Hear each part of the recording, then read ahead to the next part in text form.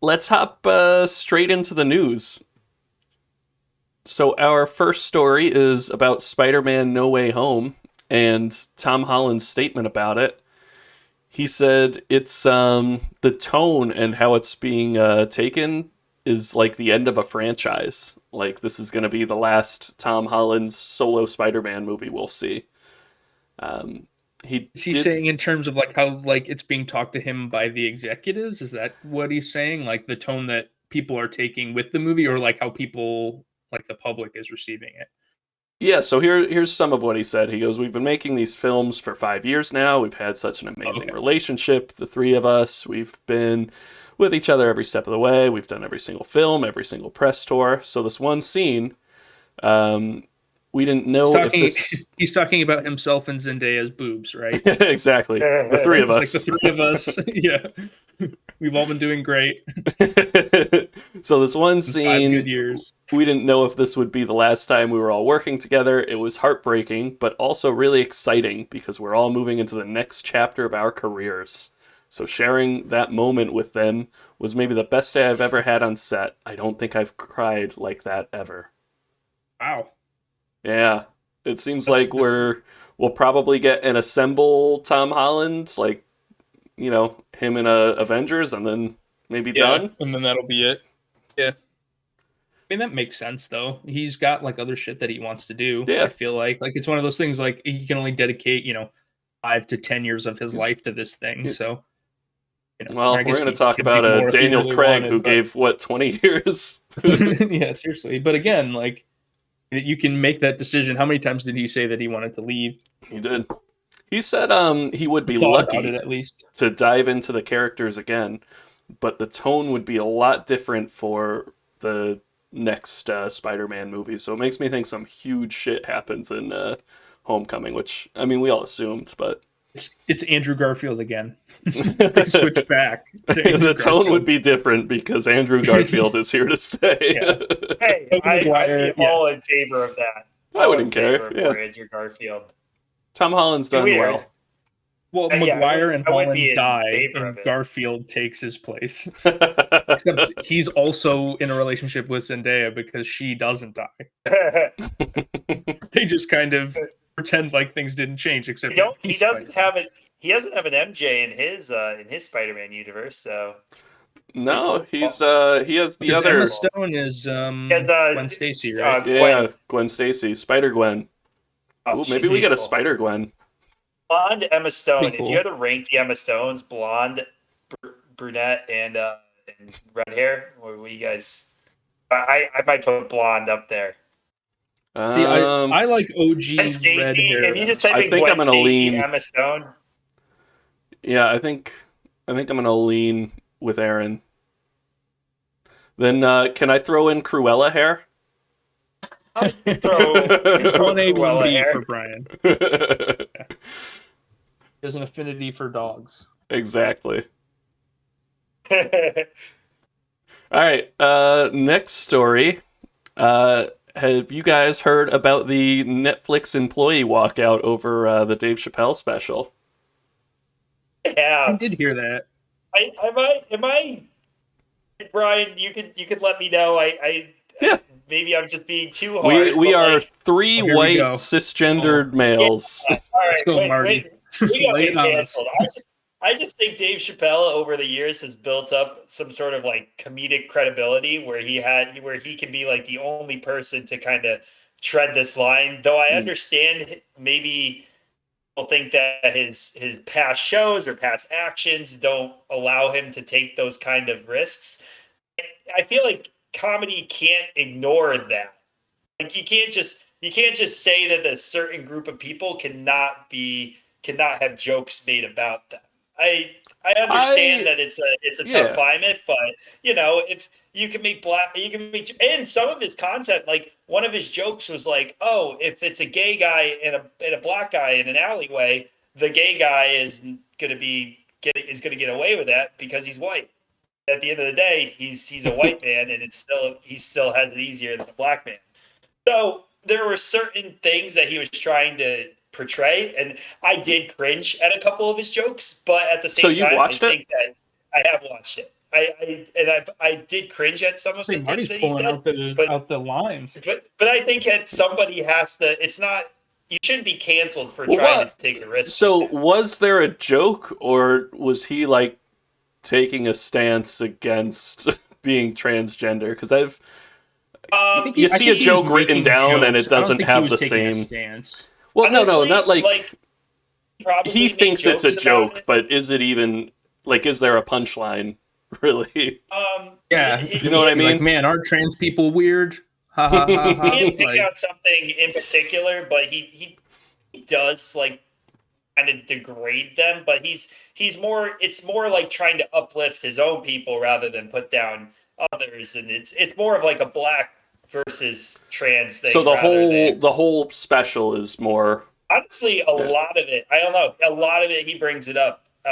He sets the racial tones from the start, and then it kind of gets into trans and gay and all of that, and like I say, he doesn't handle it well, but I kind of get what he's trying to say. It could have been better, but I don't blame agree someone. with you in that. Cancel someone. I agree with you in that like there really shouldn't be any groups saved from comedy, but I also am like I don't think it's my job to decide what's offensive to someone who's trans. It's fair. That's fair. 100%. But the group, they have a group of like trans people, like a diversity group at Netflix, big company. We have stuff like that at the company I work for. Basically, they're not even asking them to like remove the special or anything. They're just asking Netflix to be better at allowing like trans voices and stuff to get on Netflix. Have you guys seen the trailer for that show? Is it Netflix that produced it? Oh, God damn it, what was it called? But it's like a superhero type show almost, but each of the characters are like LGBTQ like stereotypes. Oh my I God, didn't hear hold about on. that. Let me see if I can find it. I don't know how the hell I'm gonna Google this. Is it Q Force? Is it animated? Force, yes, it's an animated, yes. So that Tell me trailer, about it. I haven't watched it in a little while, but I want to say, yeah, it's created by Gabe Liedman. He's a writer on the show Pen 15, which is a show on Pen Hulu that 15's I've hilarious. watched that show, and that it's good. I like it's funny, yeah. But it's an animated, like superhero comedy, and it's all like superheroes that are in their, I don't know if they're like, I think they're older than high school. I'm not 100% sure. But they work for like an intelligence agency. It's very like kind of cookie cutter in that way, but they're all like gay, lesbian, trans, like queer, weird like stereotypes, and it's cringy and like not funny. And it's literally a show that Netflix is making. So I think I don't know, and I know like a lot of people, and I mean watching that, like again, I we're all in the same fucking boat here in terms of the three of us and our, like Brian said, our ability to, tell people what's fucking offensive to them or not, which we just don't have. No one, whatever. Again, I don't need to patronize people listening to this podcast, but it's one of those things that I mean, I understand people are upset, but again, I'm also 100% on, of the opinion that it's either, in terms of comedy, you either can joke about everything or you can like it's nothing. Like I feel like with that, if you start putting up walls, like it's a slippery slope into censorship, which is like, I don't know, like Dave Chappelle is a risk-taking comic, but I think he fucked up this time. And it doesn't sound good from everything I've read. I want to watch it. I don't want to read it. Well, yeah, and I think Chappelle, like, again, has made a career out of being like someone who talks about shit that like not everybody wants to talk about, and I think that's really great. Like, I don't know if you guys watched during the pandemic, he had like he had a special that he did, but I saw a 10-minute clip on like YouTube of him talking about just like life during the pandemic a little bit, and his like kind of relationship with comedy, and it was just it was more of like a rant, but it was a bit too. It was like 10 minutes, and it was at this like little place, people like sitting at tables, like separated. They all had masks on. Like it was out in like a public park, I want to say, or something. And again, I could absolutely Google it.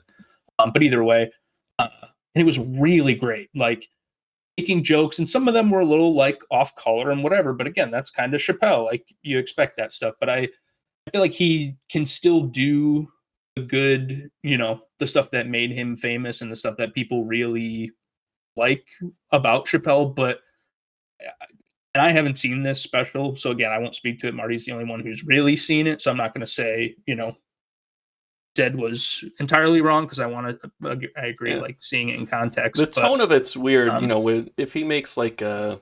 So I think why that might be. So Chappelle, when he's speaking on race, a lot of the tone is, damn, that's fucked up, and also kind of funny. Like, oh, it's fucked up for Sure. how race relations are.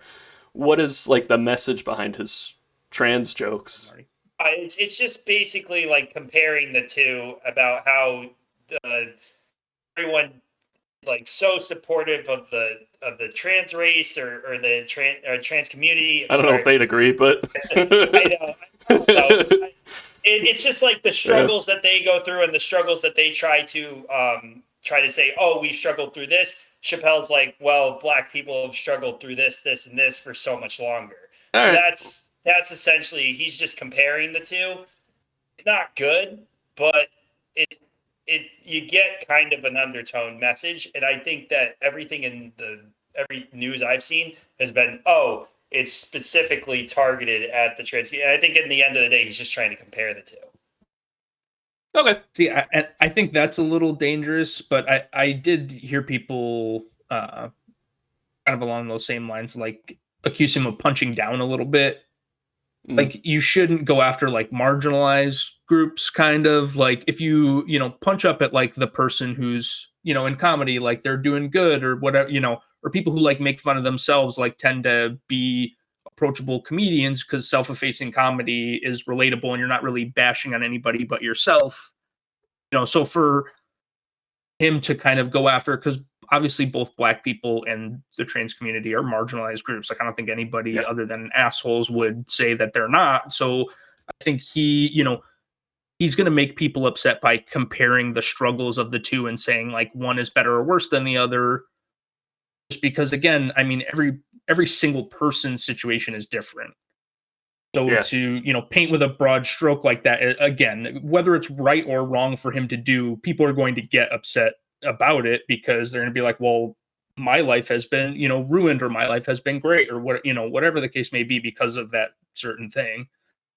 But yeah, again, sketchy for him. I would stay away from that stuff if I were him, and I know he wants to be like, again, kind of a he does like controversial and say certain things. Yeah, but there's a way to go about that. That's not going after another marginalized group and comparing your struggle. Like, I don't know, it's not the best way of going about things, I think.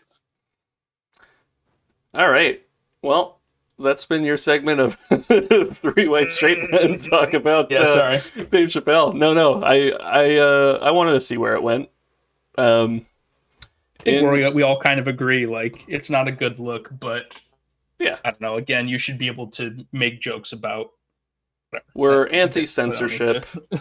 Dumb thing to say. All right. Squid Game hits 111 million viewers, the biggest series launch ever for Netflix. There you go. Let's see. How they count views is overrated. It's fine. Like, I enjoyed it. I don't think it's it's a fad. Nearly the best show I've ever seen. Like, I'm a fan of how it ended, but I actually saw. I was on Netflix.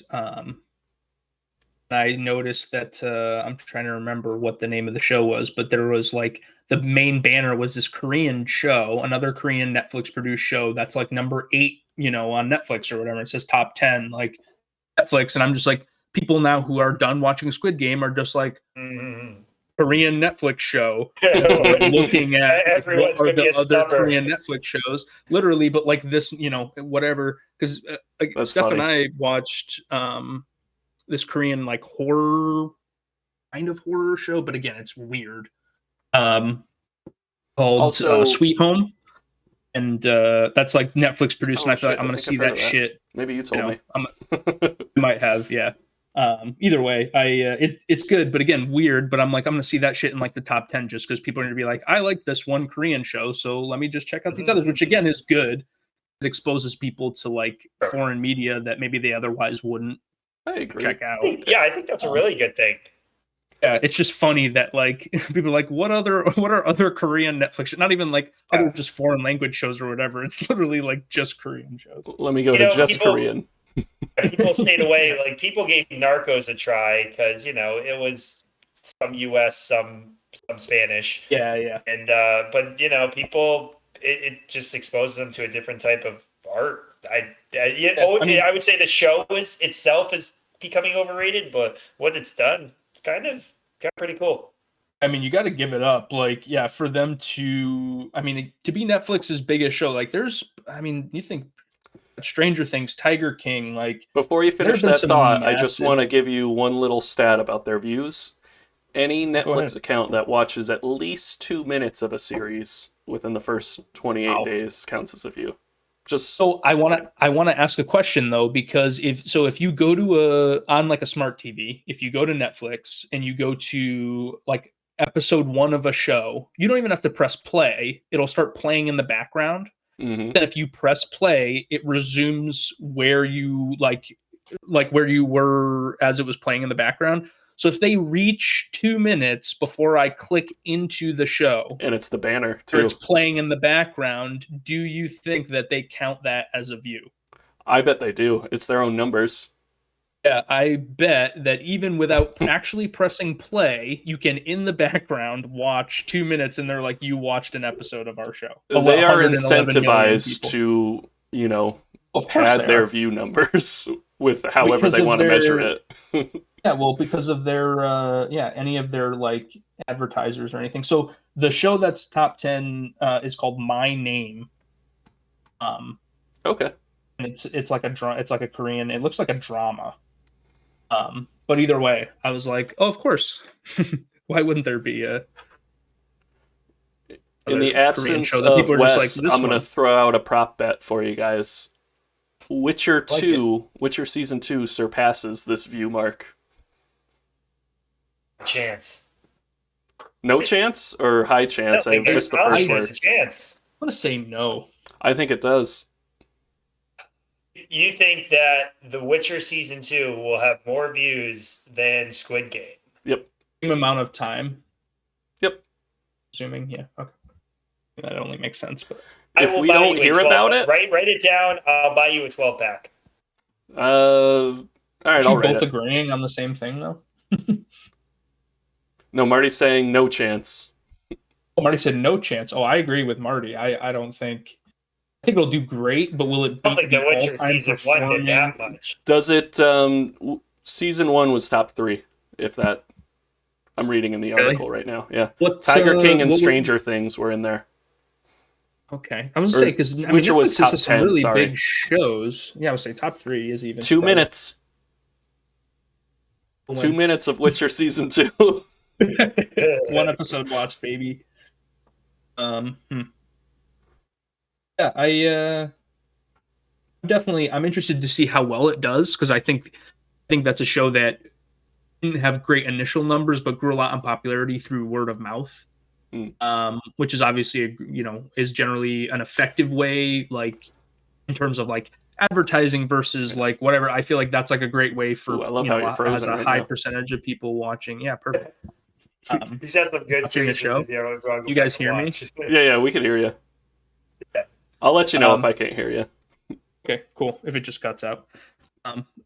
Yeah, I think it'll do well, but will it beat the highest? I don't know. Netflix has had some popular, like, you gotta watch this right universally now type of shows. Yeah, appealing. Again, I mean, think about Tiger King. Like, Tiger King was... Oh, I hated Tiger King. Cultural touchstone. I mean, it was fine. But it was like a cultural touchstone during the pandemic when no one had anywhere to go, and all they could do, or no one could go anywhere, all they could do was watch it on TV. There's going to be a season 2 of Tiger King. Squid Game. All right, that still didn't beat Squid Game. That's how popular it was. So I think they're like Witcher 2's gonna be hard pressed. Which I also was a doubter. Shang-Chi. So Marty, you might not want to saddle up with me on this one. Yeah, Yeah. Aaron's Fuck Aaron. underestimating Polish Americans. I know. Especially in New England, that's a mistake. Yep. Never do that. But yeah, right. The great Connecticut is enemy number one. Especially with my girlfriend is Polish. Yeah. She's watching Witcher season 2. I bet you're at. I know, right? Yeah, she has that shit on a loop. She's pumping. I'm gonna watch it on both mine and Sarah's Netflix accounts. Yeah, double screen that shit. That's right. Picture in picture of two different. It'll beat it by one view. Yeah, seriously. All right, so I'm gonna end our news stories with a lead into our trailer talk. So DC Fandom happened this week, which just meant a ton of different announcements for anything DC, some animated stuff, live action. We're gonna watch a few trailers of that.